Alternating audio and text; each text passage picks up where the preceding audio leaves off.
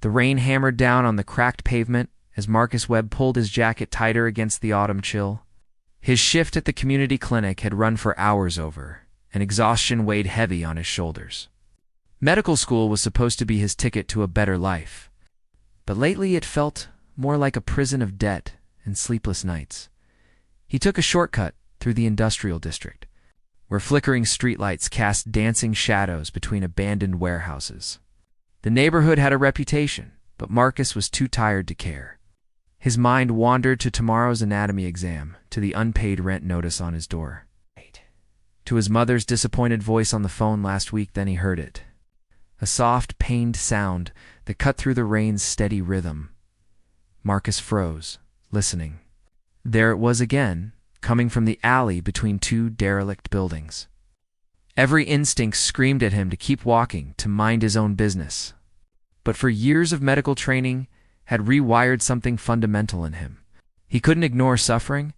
The alley was darker than the street, pooled with oily water that reflected the distant city lights. Marcus pulled out his phone, activating the flashlight. The beam swept across garbage bins and scattered debris until it caught something that made his breath stop. A woman lay crumpled against the brick wall, her clothes torn and soaked with something darker than rain. But as Marcus approached, his medical mind cataloged details that didn't fit.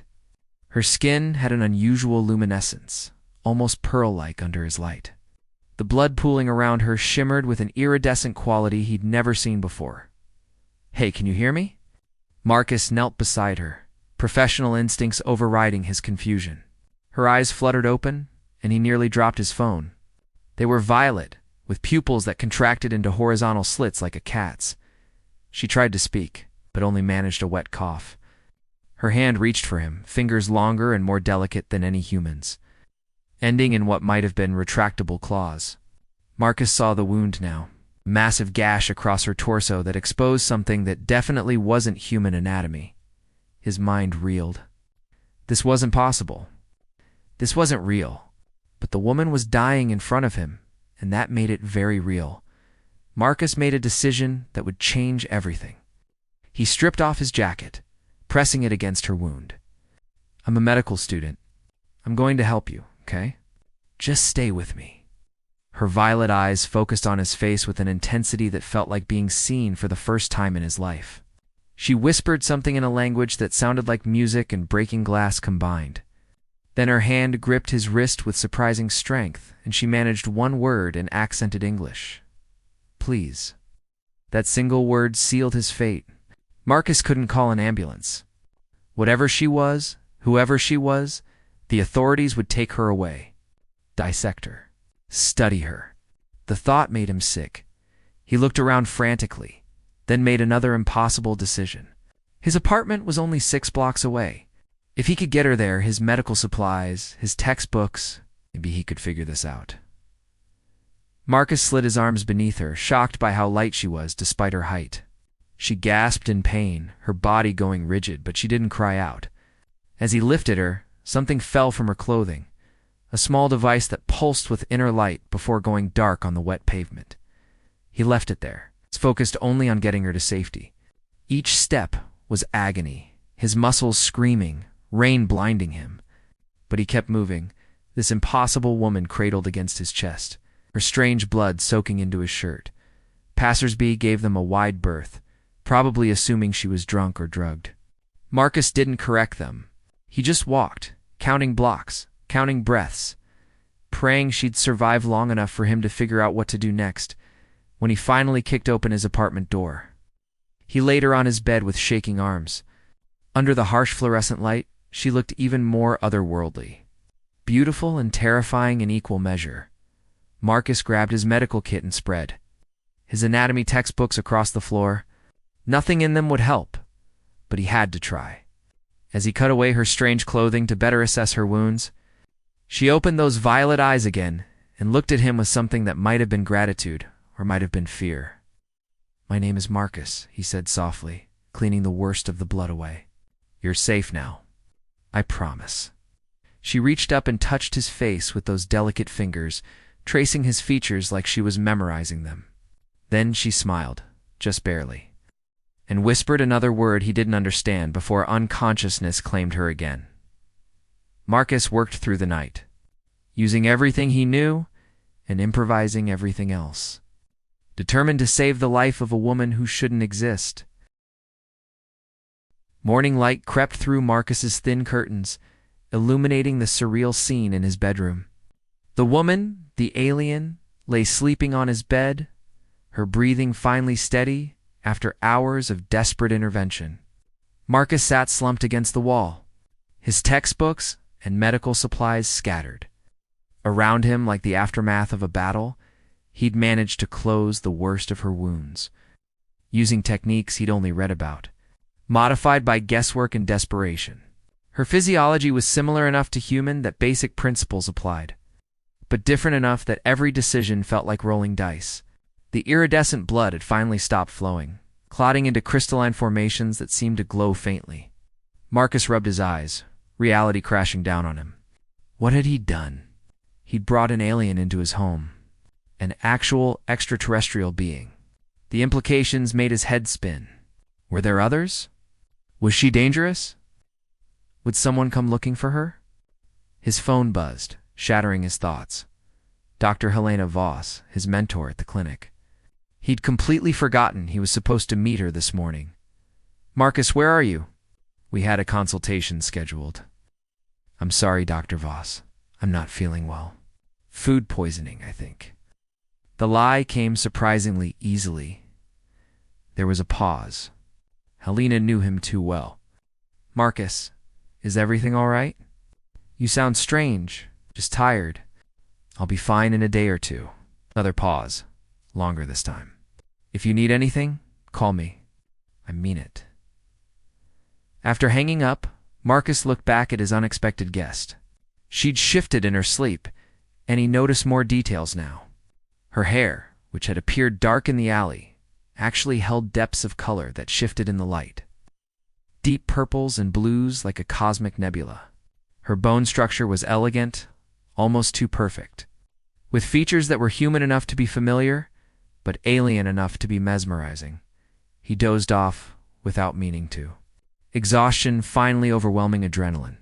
When he woke, those violet eyes were watching him from the bed. Marcus scrambled to his feet. You're awake. How do you feel? The pain? Is it manageable?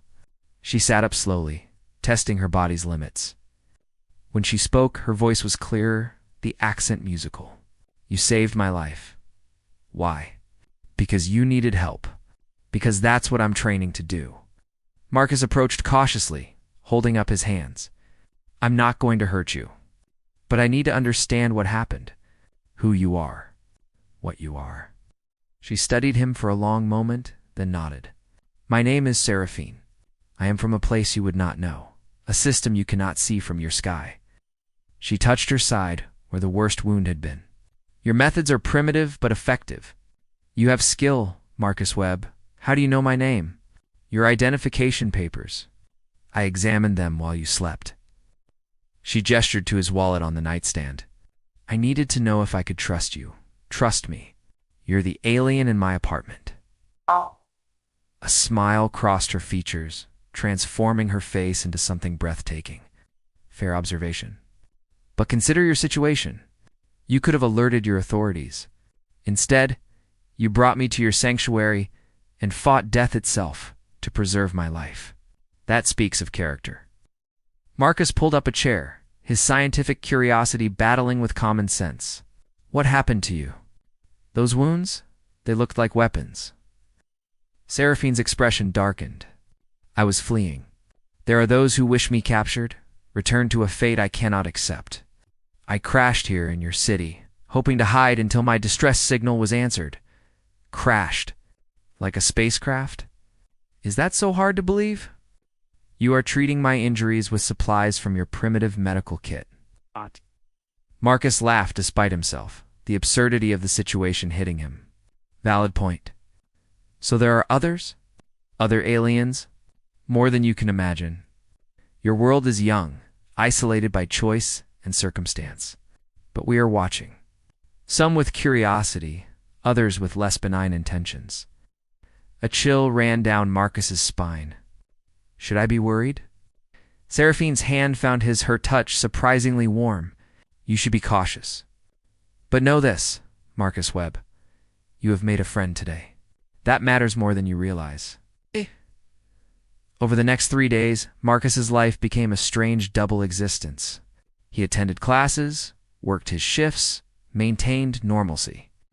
But he rushed home each evening to find Seraphine growing stronger, her wounds healing at a rate that fascinated his medical mind. They talked for hours.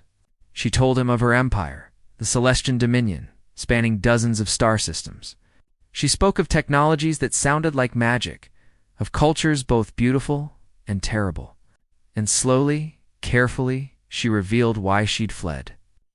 I am more than I first admitted, she confessed on the 4th night, as they shared a simple meal. I am Princess Seraphine Velardeth, 3rd heir to the Celestian throne. And there are those who would use me as a political tool, force me into a union that would start wars. Marcus nearly dropped his fork. Your royalty? Does that change how you see me? He looked at her, really looked.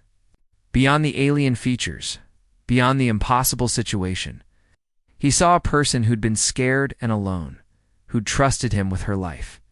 No, you're still just Seraphine, the woman who made fun of my coffee this morning. Her laughter was like wind chimes. Your coffee is terrible, Marcus. That is an objective fact across all cultures. But their peaceful bubble was about to burst. That night, as Marcus dozed in his chair, Seraphine suddenly sat upright, her eyes wide with fear. They're here, she whispered. They've found me. Outside, Marcus heard sounds that didn't belong. Heavy footsteps, strange clicking noises, and a voice calling out in that same musical language Seraphine had spoken when he first found her. She grabbed his hand, pulling him close. Whatever happens, know that meeting you has been the greatest gift of my exile. You showed me that honor exists beyond my world. Marcus's heart pounded as shadows moved past his window, and he realized their time of peace was over. The shadows outside Marcus's window moved with predatory precision. Seraphine pulled him away from the door, her recovered strength evident in the urgency of her movements. In the dim light of his apartment, she looked both regal and dangerous. Every inch the princess warrior she'd claimed to be. How many? Marcus whispered, his medical mind trying to shift into survival mode.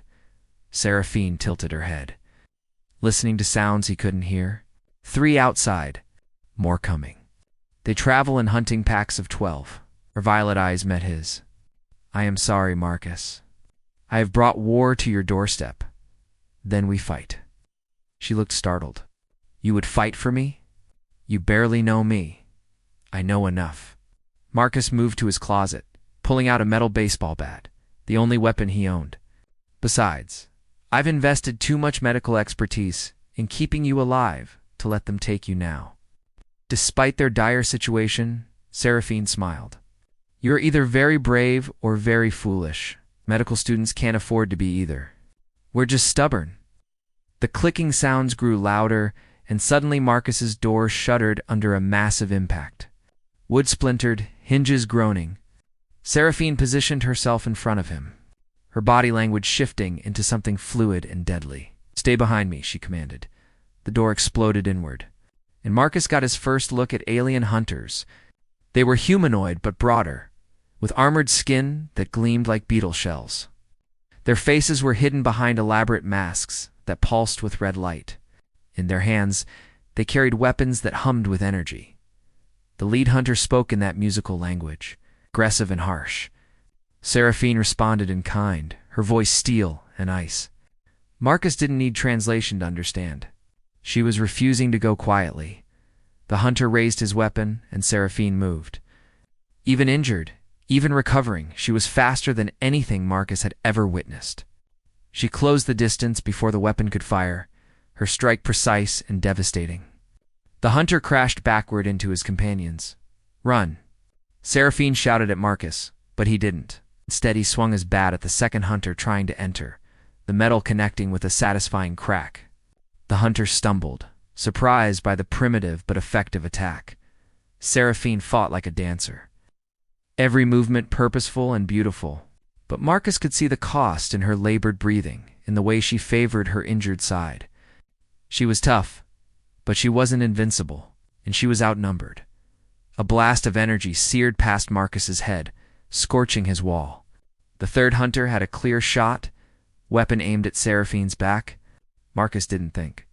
He threw himself forward, tackling Seraphine aside as the energy bolt tore through where she'd been standing. They crashed together onto his floor, Puberty covering his protectively. For a moment, their faces were inches apart.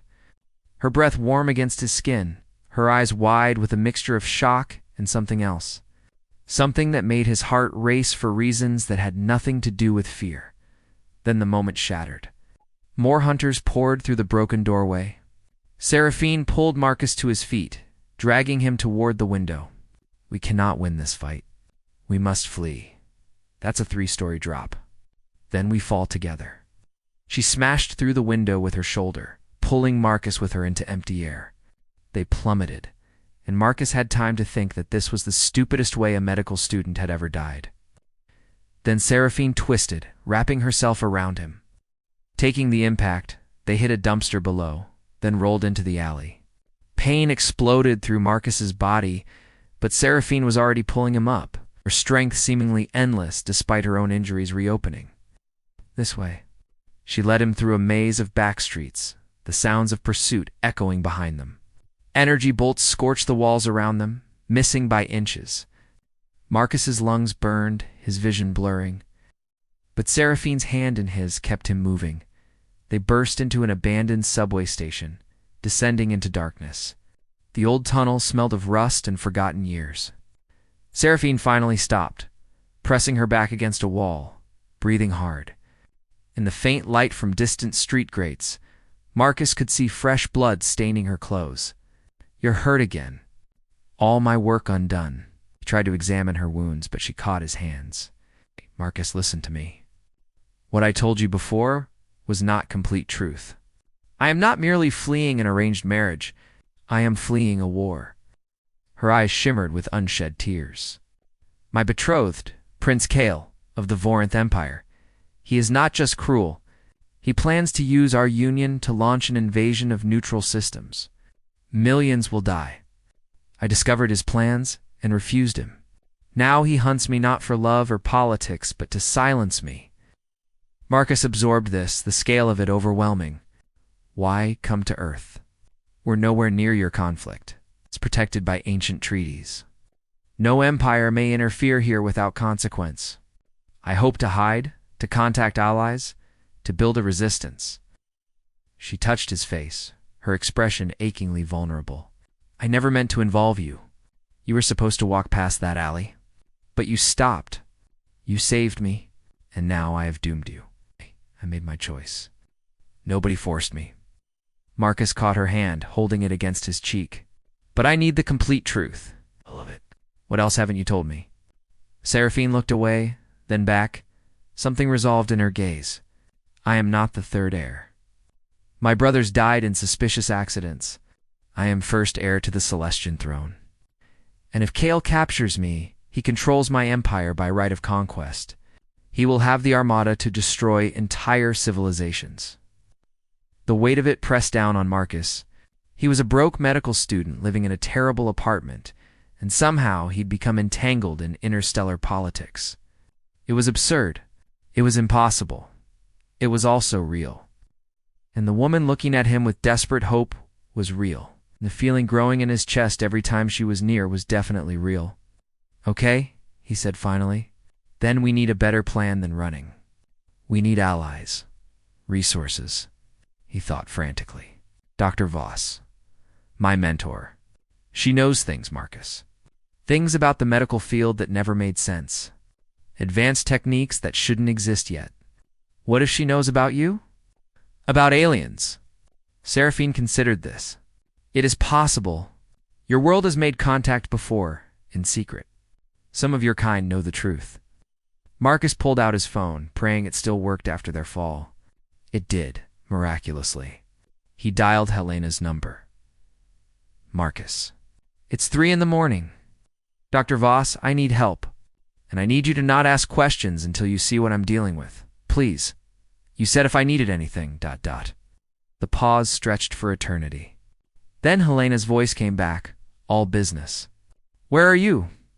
Marcus gave their location, then hung up. He looked at Seraphine, who was watching him with something like wonder. Why? She asked softly. Why risk everything for someone you just met? Marcus didn't have a good answer. Or maybe he did, and it terrified him. So instead he just moved closer, taking her hand again. Because I've spent my whole life following rules, being careful, playing it safe. And where has it gotten me? Out of nowhere. But you, this insane situation, it feels real in a way nothing else ever has. Seraphine leaned into him, her forehead resting against his.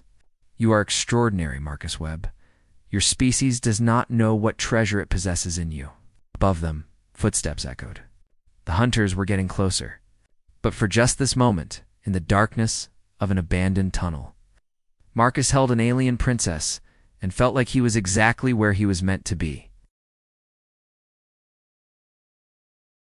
Helena arrived in 20 minutes, driving a car Marcus had never seen her use. Sleek and far too expensive for a clinic doctor.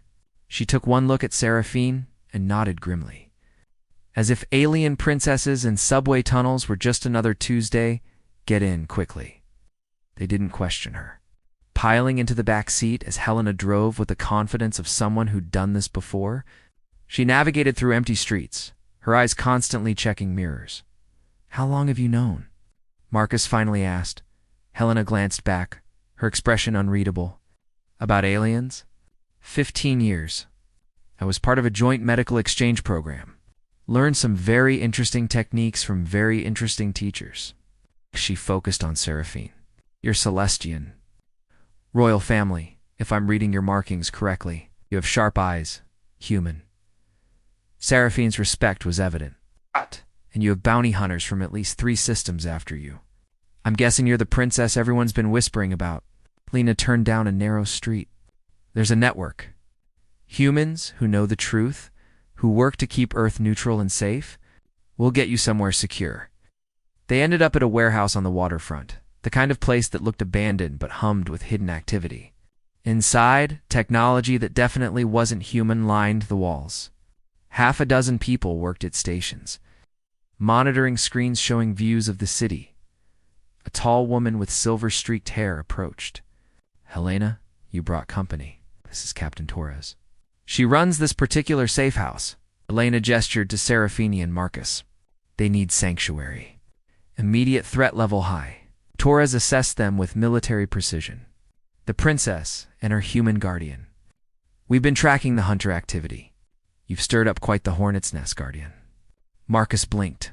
I'm a medical student. You're the man who saved a dying alien and fought off trained hunters with a baseball bat. That makes you either suicidally brave or absurdly lucky. Aldois? Torres smiled slightly. Either way, you're interesting. Seraphine was scanning the technology around them. This equipment, you have quantum communicators, shielding generators. How? Friends in high places, low places. Honestly, places most people can't pronounce. Torres brought up a display showing red dots converging on their location. But we have a problem. The hunter pack isn't giving up. They've called in reinforcements. Kale must really want you back. Marcus watched the display, his stomach sinking. There are so many. Prince Kale does not accept failure, Seraphine said quietly. He will burn this city to find me if he must. We endanger everyone here. Lena placed a hand on her shoulder. That's why we're going to end this. Tonight. How? Marcus demanded. We're outnumbered and outgunned. By fighting smart, not hard. Torres pulled up a different screen showing a massive vessel hovering in orbit, hidden from normal detection. That's Kale's command ship. He's directing the search from there. If we can force him to recall his hunters, we buy time for your actual rescue. My people, Seraphine breathed. You've contacted the Celestian fleet? They've been looking for you for weeks. But the hunters are jamming your rescue beacon. We need to get you to higher ground, boost your signal, and hold position until your ship arrives. Torres indicated a tall building on her map. The Monarch Tower, highest point in the city, and it has access to equipment we can modify. Marcus looked at the building, then at the red dots, then at Seraphine. That's suicide. We'd be trapped. For approximately 40 minutes until extraction, Torres confirmed. We'd need to hold against sustained assault with limited resources. Not ideal, but it's our best shot. Seraphine's hand found Marcus's, squeezing gently. I cannot ask you to come. This is not your fight. He thought about his apartment, destroyed. His normal life, already shattered. His feelings for this impossible woman who'd crashed into his existence and turned everything upside down, bit late for that logic. The plan was insane, but simple. Torres's team would provide distraction and initial support. Helena would modify the equipment to boost Seraphine's beacon, and Marcus, armed with better weapons this time, would help defend their position. They moved through the city in darkness, a convoy of 3 vehicles. Marcus sat, pressed against Seraphine, acutely aware that this might be their last quiet moment. She seemed to feel the same, her head resting on his shoulder. If we survive this, she said softly, I must return to my empire. Stand trial for desertion. Fight a political war. I know. You could never come with me. Your world, your life, it is here. Marcus turned to face her. Let's survive first. Then we'll figure out the complicated stuff. Alfara violet eyes searched his face. You are unlike anyone I have ever known, Marcus Webb. In my world, people are valued for power, for connections, for what they can provide. But you valued me when I was nothing but a dying stranger. That is rare. That is precious. You're not exactly average yourself, princess. Lifed. The sound bright and sad at once. Then, without warning, she kissed him. It was gentle and fierce, desperate and tender, a kiss that tasted of rain and starlight and impossible futures. Marcus kissed her back, his hand cradling her face, memorizing this moment because he knew it might be all they'd ever have. When they broke apart, both breathless, Helena cleared her throat from the front seat. We're approaching the tower. Get ready. Monarch Tower loomed above them, a spire of glass and steel. They entered through a service entrance, climbing stairs because elevators would be too easy to trap. Marcus's legs burned by the 50th floor. But Seraphine moved beside him with renewed determination. Her injuries seemingly forgotten. Torres's team set up their defense on the observation deck, the highest public floor. Helena worked frantically on equipment she'd brought, jury-rigging connections that sparked and hummed. Seraphine activated her beacon, a small device that pulsed with brilliant light. Signals transmitting, Helena confirmed. But so is your position. They're coming, Torres said, pointing at her display. The red dots were converging, dozens of them, all heading straight for the tower. Marcus checked his weapon. A human rifle that felt primitive compared to the alien technology, but was all they had. He positioned himself near Seraphine, determined to protect her or die trying. 40 minutes, Torres reminded them. Just hold for 40 minutes. The first hunters hit the building 6 minutes later. Energy blasts, shattered windows, and the battle began. Marcus discovered that fear and adrenaline could make anyone a fighter. He fired, reloaded, fired again, protecting the woman who'd somehow become his entire world in just one impossible week. Seraphine fought beside him. Injured but unstoppable, royal training evident in every movement. And when a hunter broke through their line, heading straight for the beacon, Marcus threw himself in the way without thinking. The energy bolt caught him in the chest, and his world exploded into pain and darkness. Seraphine screamed the last thing he heard as he fell. Pain dragged Marcus back to consciousness. His chest felt like molten metal, each breath agony. Someone was crying, a sound like breaking glass that he slowly recognized as Seraphine. Stay with me, she pleaded, her hands pressed against his chest, glowing with pale light. Marcus, please, stay. He opened his eyes to find her bent over him, tears streaming down her face. Her hands channeling some kind of healing energy into his wound. Around them, the battle still raged, but Torres's team had formed a protective circle. How, long.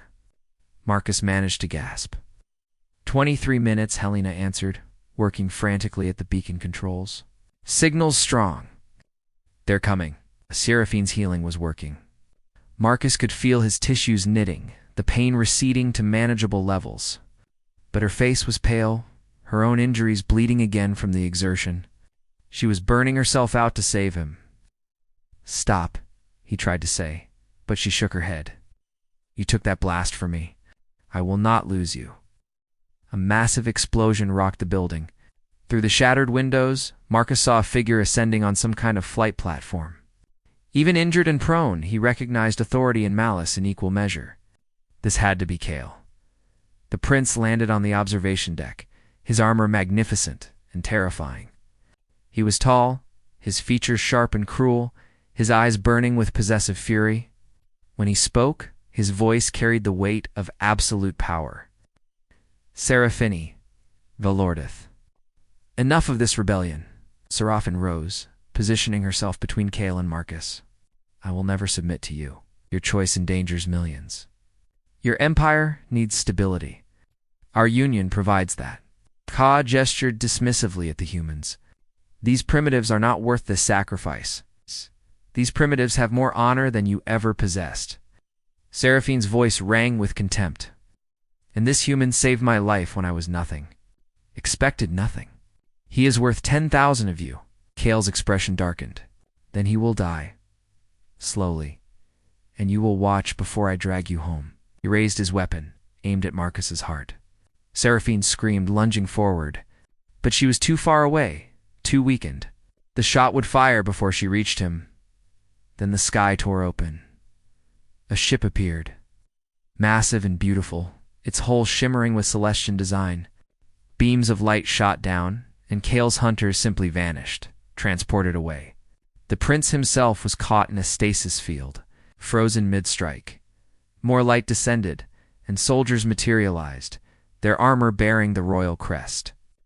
A woman stepped forward, older, regal, her resemblance to Seraphine unmistakable. Mother Seraphine whispered. The Celestian Empress surveyed the scene with sharp eyes. "My daughter, you have led us quite the chase." Her gaze moved to Marcus, assessing. "And this is the human who protected you?" "He is Marcus Webb. He saved my life. He fought for me. He is ... double quotes. Seraphine's voice broke. "He is important." The Empress nodded slowly. "I see." She gestured, and medical personnel rushed forward, treating both Seraphine and Marcus with technology that worked miracles. The pain vanished entirely, his chest healing completely in seconds. "Kale will stand trial for his conspiracy," the Empress declared. "The marriage is dissolved. You are free, Seraphine." But Seraphine didn't look free. She looked torn, her eyes on Marcus as the medics helped him stand. "You must return," the Empress said gently. "Your empire needs you. Your people need you, I know." Seraphine approached Marcus, taking his hands. "I am sorry. We fought so hard, but this was always how it would end." Marcus wanted to argue, to find some solution, but what could he say? She was a princess with responsibilities to millions. He was a medical student who'd just had his entire worldview shattered. They came from different worlds in the most literal sense, but he could give her one thing. "I don't regret it," he said firmly. "Any of it. You changed my life, Seraphine. You showed me that the universe is bigger and more wonderful than I ever imagined, and I'll spend the rest of my days thankful I was in that alley at exactly the right moment." Tears spilled down her cheeks. "You are extraordinary. Never forget that." She kissed him then, one last time, pouring everything into it. When she pulled away, she removed a small pendant from around her neck, pressing it into his palm. "This is a communicator. It will only work once, but it can reach across any distance." Her eyes held infinite sadness and infinite hope. "If you ever truly need me, call. I will come. I swear it." The Empress gestured, and the transport beam began to surround Seraphine. She kept her eyes locked on Marcus until the very last moment, her hand outstretched toward his. Then she was gone, the ship ascending. Leaving Earth behind, Marcus stood on the ruined observation deck, the pendant warm in his hand, watching the stars. Torres put a hand on his shoulder. "Hell of a week, kid." "Gah." Marcus laughed weakly. "Hell of a week." Helena joined them. "For what it's worth, You did good. You saved a princess, helped prevent a war, and somehow survived. That's not bad for a medical student." Marcus looked at the pendant, then up at the stars where Seraphine had vanished. He knew he should feel lost, heartbroken. And part of him did, but another part felt strangely complete. He'd met an impossible woman, shared an impossible adventure, and discovered he was capable of impossible courage. His life would never be normal again. But maybe normal was overrated? "Come on," Helena said. "Let's get you home. Or rather, let's get you a new home since yours is a crime scene." As they descended the tower, dawn breaking over the city, Marcus clutched the pendant and smiled. Somewhere among the stars, a princess was looking back at Earth, probably thinking of him. And maybe someday, their paths would cross again. Until then, he had a degree to finish, a life to rebuild. In a universe of possibilities to explore, the wounded stranger had become his everything, even if only for a moment. But what a moment it had been. The end.